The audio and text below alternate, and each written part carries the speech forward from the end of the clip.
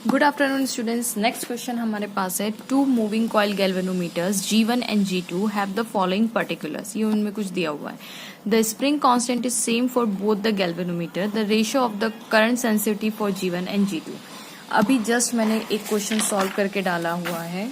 आप देखेंगे तो ये गैल्वेनोमीटर पे ही क्वेश्चन पूछा हुआ था, सॉरी ये वाला, ठीक है, ये वाला गैल्वेनोमीटर पे ही क्वेश्चन उसकी सेंसिटिविटी पे पूछा था, जहाँ पे मैंने फॉर्मूला डिस्कस किया था आपसे, ठीक है।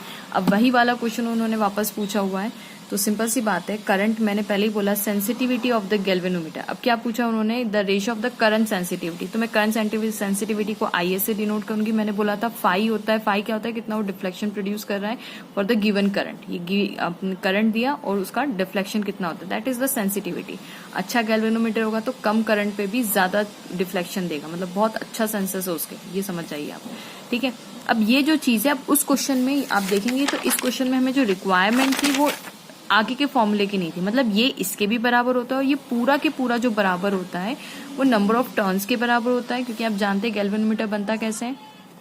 ये देखिए कुछ ऐसे बनता है, मैंने इस क्वेश्चन में समझाया था आपको, मैं वापस बना देती हूँ। ये देखिए कुछ ऐसा होता है, ठीक है, और यहाँ पे ऐसा, और ये अपना वाइंडिंग्स होती है, मतलब ऐसे ऐसे ऐसे ऐसे करके, और ये नॉर्थ साउथ होता है, ठीक है। जो रेडियल मैग्नेटिक फील्ड, क्योंकि हमें ज्यादा मैक्सिमम टॉर्क निकालना होता है तो ये ऐसी वाला हम बनाते हैं सिलेंड्रिकल शेप का, ठीक है, उस पर वायर्स फॉर्म कर देते हैं, और ये हमारा कांटा होता है। तो नंबर ऑफ टर्न्स, यानी इसके जितने नंबर ऑफ टर्न्स ज्यादा होंगे उतना ज्यादा, जाहिर सी बात है, करंट सेंसिटिविटी उतना ज्यादा बढ़ेगा, क्योंकि जितना नंबर ऑफ टर्न ज्यादा करंट सेंसिटिविटी ज्यादा, बिल्कुल सही है।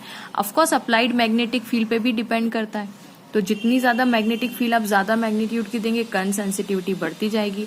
ऑफकोर्स इसके एरिया पे भी डिपेंड करता है, बिल्कुल सही बात है ना, A और B पे डिपेंड करता है ना। ये A क्या चीज है, ये देखिए, ये अपना जो सिलेंड्रिकल है इसका एरिया वेक्टर ऐसे, करेक्ट है, तो ऑफकोर्स उस पर भी डिपेंड करेगी। इसीलिए तो रेडियल यूज करते हैं, क्योंकि एरिया वेक्टर इसका ऐसा होता है, मैग्नेटिक फील्ड इस प्लेन में थीटा 90 डिग्री हो जाता है, ठीक है। अब यहाँ पे देखिए ये डिवाइडेड बाय होता है, इन्होंने बोला है सेम फॉर स्प्रिंग कांस्टेंट, ये होता है K। अब लेट्स से K और C दोनों ही लिखते हैं, मैंने उस फॉर्मूले में C लिखा हुआ था, C से भी डिनोट किया जाता है। तो जो K होता है ना, अब ये K क्या चीज है, आप समझिए, K की वैल्यू जितनी ज्यादा होगी, K is the spring constant. Spring constant मतलब ये जो स्प्रिंग, ऑफकोर्स इसके अंदर एक छोटी सी स्प्रिंग लगी हुई है ऐसे ऐसे। अब आप सोचिए स्प्रिंग कांस्टेंट की वैल्यू ज्यादा, यानी स्टिफनेस ज्यादा है। आपके पेन में भी आपने देखा होगा कुछ कुछ स्प्रिंग ऐसी सॉफ्ट सॉफ्ट आती है, कुछ कुछ ऐसी हार्ड आती है, तो उसको प्रेस करते तो फोर्स ज्यादा लगता है। कुछ कुछ स्प्रिंग एकदम सॉफ्ट आती है, उसको ऐसे ऐसे कर, कितनी भी कर दे आराम से, ऐसे ऐसे पंच भी हो जाएगी, ऐसे ऐसे ऐसे ऐसे होती है। तो जो हार्ड वाली स्प्रिंग होती है ना, उसका स्प्रिंग कांस्टेंट ज्यादा होता है। तो आप खुद सोचे कि यहाँ पे अगर हार्ड वाली स्प्रिंग लगाई आपने, तो करंट सेंसिटिविटी जाहिर सी बात है डिक्रीज हो जाएगी। तो जितनी कम होगा स्प्रिंग कांस्टेंट, करंट सेंसिटिविटी उतनी बढ़ेगी, क्योंकि इतनी जल्दी जल्दी वो, हमें तो टॉर्क प्रोड्यूस करवाना है ना, तो टॉर्क प्रोड्यूस करवाने के लिए अगर आप हार्ड स्प्रिंग लगाएंगे तो करंट सेंसिटिविटी कम हो जाएगी। तो स्प्रिंग कांस्टेंट पे कहने का मतलब है डिपेंड करता है। अब एकदम भी सॉफ्ट नहीं लगानी, लेकिन हाँ K पे कुछ इस तरीके से डिपेंड करता है, ठीक है। अब ये हमारे पास फॉर्मूला आ गया। अब हमारे पास दो उन्होंने गैल्वेनोमीटर दिए, एक G1 एक दिया है G2।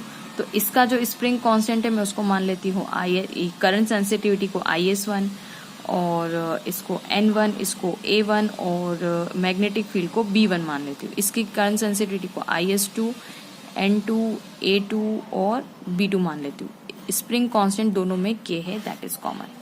तो अब मुझे बताइए IS1 में क्या लिखूं, that is N1 B1 A1 divided by K।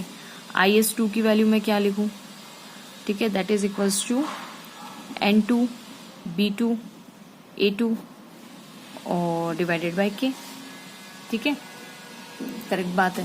जाहिर सी बात है ना, जितना ज्यादा एरिया होगा तो वाइंडिंग्स भी आपकी ज्यादा आ जाएगी, और बड़ा होगा उस पर, और एरिया वेक्टर इज परपेंडिकुलर, मतलब एरिया वेक्टर की डायरेक्शन याद रखिएगा, हाँ परपेंडिकुलर होगी, ठीक है। अब यहाँ पे इन्होंने निकालने के लिए बोला है, तो हम डायरेक्ट वो कर देते हैं, डिवाइड लगा देते हैं, क्योंकि उन्होंने बोला है ना, रेशियो ही पूछा है, the ratio of the current sensitivity, ठीक है, दोनों को डिवाइड मार देते हैं। तो IS1 divided by IS2 which is equals to N1 B1 upon A1 divided by K divided by N2 B2 A2 divided by K। तो ये देखिए K से K गया, तो हमारे पास आंसर क्या बचेगा, N1 B1 A1 upon N2 B2 A2, correct बात है। अब यहाँ पे एक चीज़ वापस आ गई, हमारे पास सारी वैल्यूज हम पुट कर देते हैं। n1 की वैल्यू, b1 की वैल्यू, तो ये n1 की वैल्यू 30 है, b1 की जो वैल्यू है वो 0.25 है, और जो एरिया वेक्टर है वो 3.6 है पर सेंटीमीटर स्क्वायर आई थिंक, है ना। 3.6 नहीं, मीटर स्क्वायर में दिया हुआ है, 10⁻³ मीटर स्क्वायर, ये 30 और ये 0.25, ठीक है, इंटू 10⁻³ डिवाइडेड बाय हम करेंगे 25 दिया हुआ है ना, नहीं 42 दिया हुआ है, 42 N2 दिया हुआ है, इंटू B2 की वैल्यू हमें 0.50 दे के रखी है, और इसकी वैल्यू 1.8 इंटू 10⁻³ दे के रखी। अब देखिए ये और ये तो गया, ये इससे गया पर 0.2 टाइम्स, ये इससे गया, ठीक। अच्छा ये 0.2 क्यों होगा, क्योंकि डेसिमल से डेसिमल तो कट ही हो जाएगा ना, तो 18 2 जा, ये डेसिमल से डेसिमल गया पर ये 2 आ जाएगा, है ना, फिर 25 2 जा 50, ये 2 से 2 गया, और ये किससे जाएगा, ये जाएगा 2 5 6 ओके 3 1 जा 3 3 1 जा 3 3 4 जा 12 2 5 जा 10 एंड 2 7 जा 14, मतलब आंसर कितना आ गया 5/7। That is the value of IS1 upon IS2 current sensitivity, ठीक है। सो करेक्ट ऑप्शन इज 5/7 यानी A option is correct. So students, hope you like the video. Please don't forget to like, subscribe and share. Thank you so much for watching.